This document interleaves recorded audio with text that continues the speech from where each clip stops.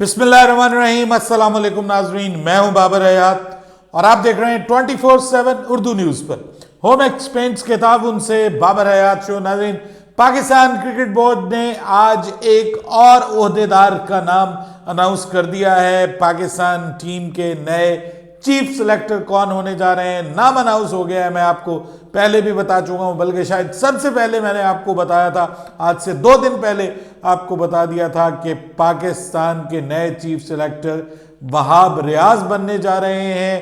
पहले खबरें ये थी कि उनको जो गवर्नमेंट ऑफ पंजाब है, निगरान हुकूमत, उसके वजीर आला शायद वो उनको जो उनके ओहदे से फारिग ना करें और उनको इजाज़त ना मिले ज्वाइन करने की, और इस किस्म की खबरें आ रही थी। लेकिन उसके बाद फिर ये डेवलपमेंट हुई कि सीएम पंजाब जो मोहसिन नकवी हैं, उन्होंने कह दिया कि हमें कोई एतराज़ नहीं है अगर ये चीफ सिलेक्टर बनते हैं, ये चीफ सिलेक्टर भी रहें और हमारे वज़ीर भी रहें, वज़ीर के तौर पे भी अपनी खिदमात सर अंजाम देते रहें और चीफ सिलेक्टर के तौर पे भी अपनी खिदमात सर अंजाम देते रहें, हमें कोई प्रॉब्लम नहीं है इस पर।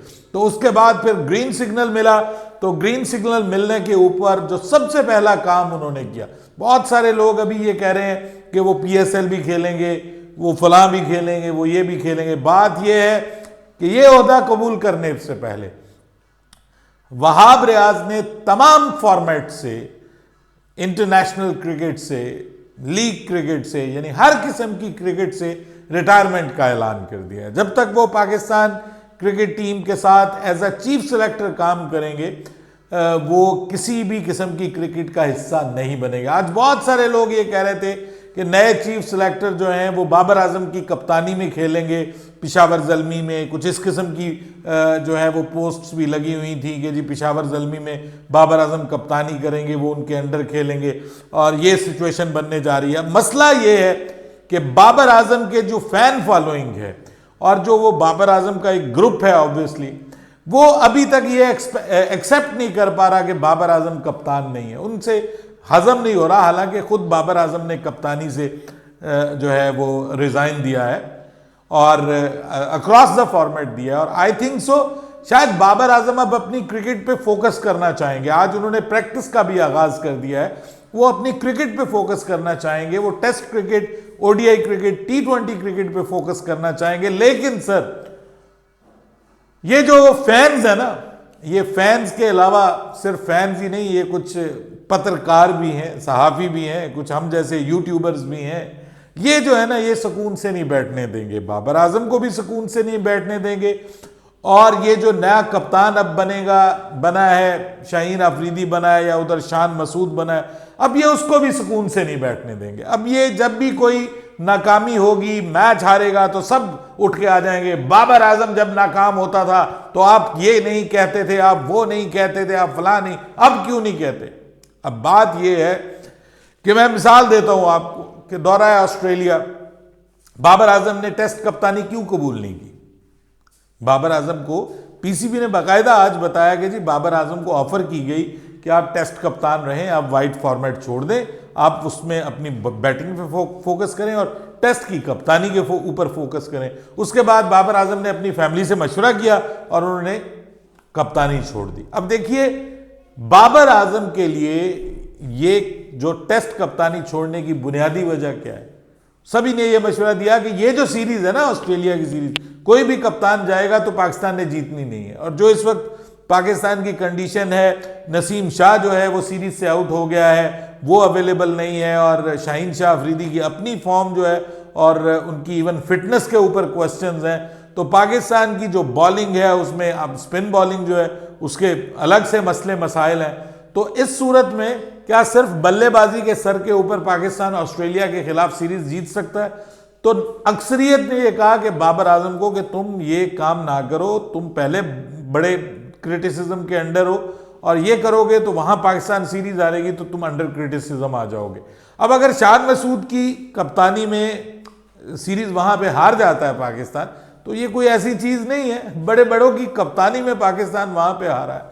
और उसके बाद फिर शान मसूद के ऊपर जो है वो क्रिटिसिज्म शुरू हो जाएगा कि जी शान मसूद को बना लिया, देख लिया तुमने बाबर को उतार के, अगर बाबर होता तो नतीजे मुख्तलिफ होते। तो भाई बाबर तो इससे पहले भी जा चुका है, नतीजे मुख्तलिफ नहीं हुए।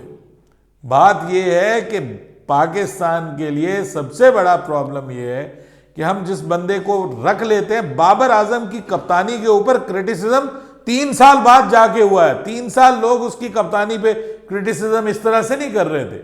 अब जब उसके साथ टीम ही चलने के लिए तैयार नहीं थी तो किस तरह से उसको कप्तान रखा जाता? ठीक है जी, मतलब वो अपनी, जिसको आप कहते हैं ना कि अपनी अथॉरिटी खो चुका था बतौर कप्तान के, तो उसके लिए तो मसला था। बहरहाल अब लोग जो हैं वो बाबर आजम को सुकून से नहीं रहने देंगे, मैं ये आपको क्लियर बता रहा हूं। और बाबर आजम को कंफ्यूज किया जाएगा, बाबर आजम की बैटिंग के ऊपर फिर असर पड़ेगा। बेहतर यह है कि अब इस चीज को क्लोज कर दिया जाए। नए जो हमारे कैप्टन्स हैं, शान मसूद है, उधर से Shaheen Shah Afridi, let them show their guts कि वो क्या कर सकते हैं टीम के लिए बतौर कप्तान। वो मतलब जब तक वो कोई साल 6 महीने कप्तानी करेंगे नहीं तो उस वक्त तक तो हमें नहीं पता चल सकता कि असल जो है वो इनकी वर्थ क्या है। बाकी जो है शान मसूद बड़ा सेंसिबल प्लेयर है, बड़ा रीजनेबल प्लेयर है और कप्तान भी अच्छा साबित किया है उसने। इंटरनेशनली उसको असाइनमेंट्स मिली है, काउंटी में क्रिकेट में असाइनमेंट्स मिली है, डोमेस्टिक में असाइनमेंट्स मिली है, तो उसने अच्छी कप्तानी की है। अब मसला यह है कि हमारी टीम भी तो उस तरह की बने। तो उस तरह की टीम बनाने के लिए अब पाकिस्तान क्रिकेट बोर्ड ने चीफ सिलेक्टर बाकायदा अनाउंस कर दिया है और हर तरह की क्रिकेट से वहाब रियाज ने रिटायरमेंट का ऐलान कर दिया है। और अब उनकी जो पहली जिम्मेदारी है वो ऑस्ट्रेलिया का दौरा है और उसके लिए पाकिस्तान का स्क्वाड अनाउंस करना है। तो उसके लिए अभी तक उनके साथ कोई जो है वो ऑब्वियसली कोई उनकी सिलेक्शन कमेटी नहीं है, लेकिन अब जो आर्जी तौर पे ऑस्ट्रेलिया की जो सिलेक्शन कमेटी बनेगी दौरा ऑस्ट्रेलिया के लिए, उसमें ऑब्वियसली कप्तान होगा शान मसूद, साथ में डायरेक्टर जो हमारी टीम के अब हेड कोच भी हैं, बतौर हेड कोच वो पाकिस्तान टीम को उन्होंने ज्वाइन कर लिया है, हमारे मोहम्मद हफीज़ भाई वो होंगे, और कप्तान मोहम्मद हफीज़ और वहाब रियाज, ये तीनों मिलके जो है वो पाकिस्तान का स्क्वाड जो है वो अनाउंस करेंगे। बहुत सारे नाम हैं जो आ सकते हैं, जैसे अभी जो ये जो चल रहा है डोमेस्टिक क्रिकेट, उसके अंदर बहुत सारे नाम हैं। और वहाब रियाज ने डोमेस्टिक क्रिकेट की आज स्पेशली बात की है।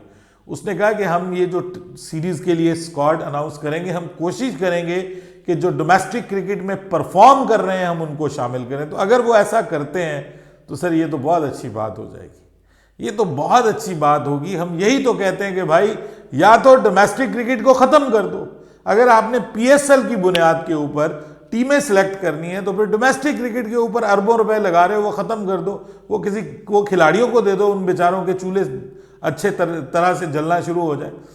लेकिन आप उनको खिलाते भी हो, सब कुछ करते हो, लेकिन उसके बावजूद जब बारी आती है सिलेक्शन की तो आप कहते हो कि जनाब नहीं जी ये तो फलां ने T20 में बहुत अच्छा किया था, फलां ने LPL में बहुत अच्छा किया था, फलां ने कैरेबियन में बहुत अच्छा किया था। अभी आप देखिए कि साइम अयूब आज भी 95 रन किए हैं उसने।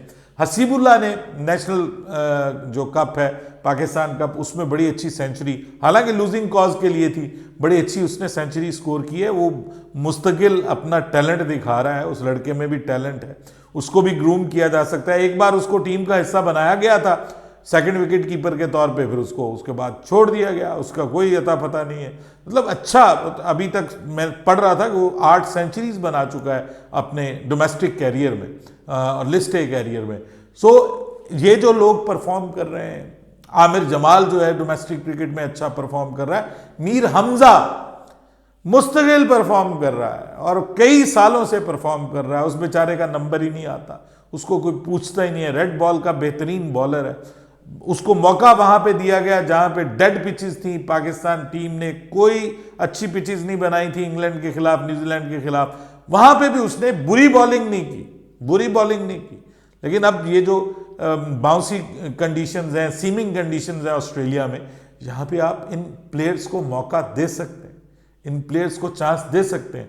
तो मुझे ऐसा लगता है कि शायद अब डोमेस्टिक क्रिकेट का, जैसे उन्होंने कहा है कि मैं उनको मौका दूंगा और फिर यंगस्टर्स को भी मौका दूंगा, तो जो यंगस्टर्स हैं उनको मौका दीजिए, जो डोमेस्टिक में परफॉर्म कर रहे हैं उनको मौका दीजिए। अबू हुरैरा है मोहम्मद हुरैरा, माफ़ कीजिएगा, मोहम्मद हुरैरा जो है वो बड़ा ज़बरदस्त टैलेंट है, उसको भी ग्रूम किया जा सकता है। अभी फ़िलहाल फौरी तौर पे उसको शायद मौका ना मिले, लेकिन आप उसको टीम के साथ रखिए, उसको मौका दीजिए, जहाँ पे चांस मिले उसको डेब्यू करवाइए, एक बार डेब्यू करवाइए। वहाँ की कंडीशंस में करवाएंगे तो मुश्किल होगा, लेकिन अगर चल गया तो वो आपका फ्यूचर है सर, रिस्क लिया जा सकता है।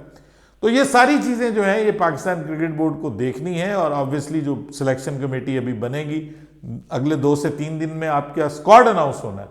स्क्वाड में कौन कौन होगा अगली वीडियो में उस पर बात करेंगे हम, लेकिन बात यह है कि वहाब रियाज के वापस आने से आमिर से ज़्यादा तो मुझे लगता है कि इमाद वसीम की वापसी के इम्कानात बढ़ गए हैं, आमिर की वापसी के भी इम्कानात पहले से बढ़ गए हैं। और उसकी वजह आपको बताता हूँ। उसकी वजह यह है कि ये आपको पता है कि पिछली बार जब T20 वर्ल्ड कप हुआ था तो आमिर और वहाब दोनों मिलकर प्रोग्राम करते थे, और इनकी आपस में बड़ी अच्छी अंडरस्टैंडिंग भी थी, एक दूसरे को समझते भी हैं, एक दूसरे के साथ इनकी अच्छी दोस्ती भी है, एक साथ दोनों खेले भी हैं और दुख भी साझे हैं दोनों के। दोनों को मुस्तकिल इग्नोर किया गया, और ये जो नया टोला आया हुआ था उसने कहा कि जी हमने सीनियर्स को बिल्कुल कोई वैल्यू नहीं देनी। तो आमिर भी आ सकता है, वापस आ सकता है। उसके बाद इमाद वसीम के तो बहुत ज़्यादा चांसेस हैं। दोनों ने बाय द वे वैसे शाहीन शाह अफरीदी की तारीफ़ की है। उन्होंने कहा कि शाहीन शाह अफरीदी को जो ओहदा मिला है कप्तानी का, उसकी बुनियादी वजह रिजवान को क्यों नहीं मिला और इसको क्यों मिला, इसकी वजह यह है कि इसने 2 बार लगातार लाहौर कलंदर्स को चैंपियंस बनाया है, और ये जो चैंपियन 2 बार लगातार बनाना है ये बहुत बड़ी अचीवमेंट है, ये बहुत एक्स्ट्रा ऑर्डिनरी अचीवमेंट, ये कहा है उन्होंने, इमाद ने और आमिर ने। तो तारीफ़ें उधर से भी हो रही हैं। दूसरी जानिब शुएब मलिक के हवाले से भी बात हो रही है कि Shoaib Malik is very much interested कि उसको भी कंसीडर किया जाए। तो ये जो दोनों प्लेयर्स हैं, ये इन्होंने कहा है वहाब ने कि हम दोनों, मैं और हफीज़ भाई, हम दोनों ने इंटरनेशनल क्रिकेट अभी अभी छोड़ी है और रिटायरमेंट का ऐलान किया है। तो हमें सब अंदाज़ा है कि इंटरनेशनल क्रिकेट की रिक्वायरमेंट क्या है, किस तरह से एग्रेसिव क्रिकेट ज़रूरी है और मॉडर्न डे क्रिकेट क्या है, उसकी रिक्वायरमेंट्स क्या हैं। हम उसके हिसाब से टीम को सिलेक्ट करने की कोशिश करेंगे, और फिर हफीज़ भाई जो है वो अपने तजुर्बे के साथ उस टीम को आगे लेकर के चलेंगे। तो दुआ करें जी ये हो जाए। मैं तो कहता हूँ कि वहाब रियाज, वैसे पता नहीं क्यों मुझे लगता नहीं है कि चीफ सिलेक्टर टाइप का बंदा नहीं लगता। मैं वैसे कुछ लोगों के ऊपर जो है ना मैं बात नहीं करता ना, तो मुझे मोहम्मद हफीज़ कुछ हेड कोच जैसा लगता है। हालांकि बहुत क्रिकेट की बड़ी सेंस है उस बंदे को, और प्रोफेसर उसको ऐसे नहीं कहते थे, मतलब उसको बड़ी समझ है उसको क्रिकेट की। लेकिन कुछ लोगों की मतलब ऐसी लुक ऐसी होती है कि यार बंदे को हंसा आ जाता है कि यार ये चीफ सिलेक्टर है या ये जो है वो हेड कोच है। बट अगेन मैं ये कहूँगा कि उनको मौका मिलना चाहिए, अभी उनको मौका मिला है। देखते हैं पाकिस्तान के लिए और बल्कि सब कॉन्टिनेंट की टीमों के लिए भी और दुनिया की दूसरी टीमों के लिए भी ऑस्ट्रेलिया का दौरा बहुत मुश्किल हुआ करता है, और हम पिछले 32 साल से अभी तक ऑस्ट्रेलिया में एक भी टेस्ट मैच नहीं जीते।